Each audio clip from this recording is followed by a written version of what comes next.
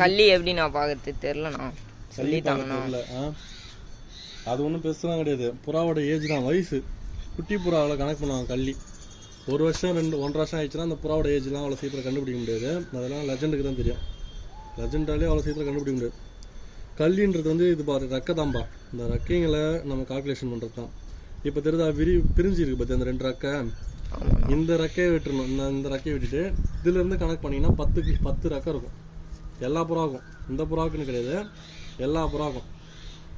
1 2 3 4 5 6 7 8 9 10.